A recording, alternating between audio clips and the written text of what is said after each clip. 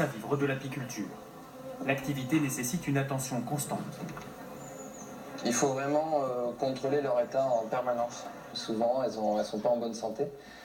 Et du coup, à force, on est toujours très inquiet pour nos abeilles. Et il faut être passionné pour être apiculteur.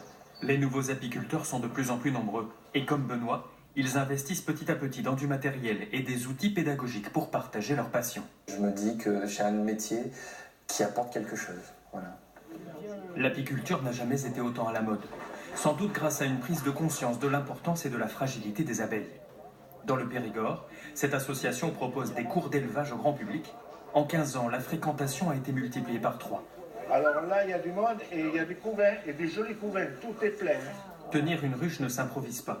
Ce jour-là, les élèves apprennent à reconnaître un essaim en bonne santé et à créer une nouvelle colonie. C'est un insecte qui est fragilisé et qui a du mal à vivre et à survivre sans les apiculteurs maintenant.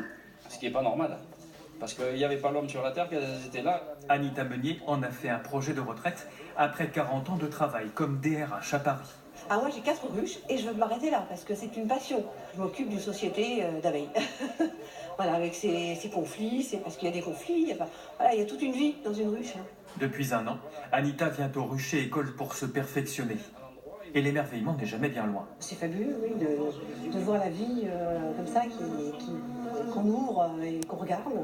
La volonté de protéger les abeilles est aujourd'hui la première des motivations de ces apiculteurs en herbe. La production de miel est finalement secondaire.